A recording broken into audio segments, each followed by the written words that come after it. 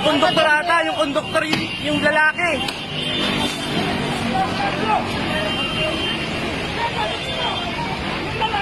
Yung lalaki yung patayin dyan, kuya. Siya yung may kasalanan. Yung nag-away yung babae, yung konduktor na babae sa kanyang lalaki dahil darata. Kasi sino ba niya yung babae? Ako yung driver eh. Ay, sino ba yung lalaki, kuya? Dito nga kita yung lalaki. Basta nakita ko, inilaban niya yung konduktor eh. Oh, yun nga. Nag-away sila eh. Tulakan sila eh. Ay, nagaway? Oo. May nagaway. Oo, yung dalawang babae, yung konduktora, saka yung parang konduktor na lalaki. Tapos anong ginawa niya? Yung nagtulakan sila, tapos sinindihan yun ng apoy. Sinong tumindi yung babae? Yung lalaki may Konduktor. kasalanan. Oo, konduktor kasi babae. Huh? Babaeng konduktor, tapos may lalaki na parang konduktor din.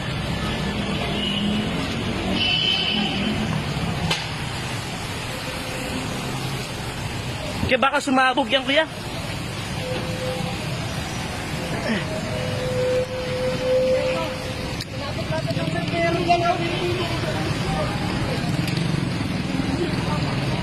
Kaya baka sumabog yan.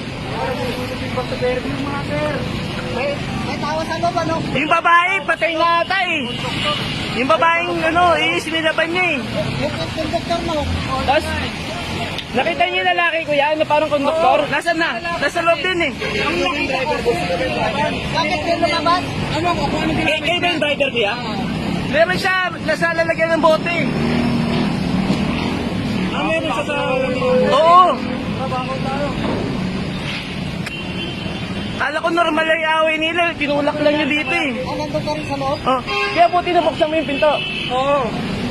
Nabuksan mo ito. Oo. Nahirapan kami uminga sa loob eh. Kaya nga eh. Buti nabasag. Kung sinilaban na, inulala ako, sinula ko yung konduktor, tapos doon siya tumakbo sa loob. Yung konduktor na lalaki. Hindi, babae lang. Babae ko, ang nagsilakot sa aero, ang kuryente, sinabot ang kuryente. Delikado, nasa yung bombero.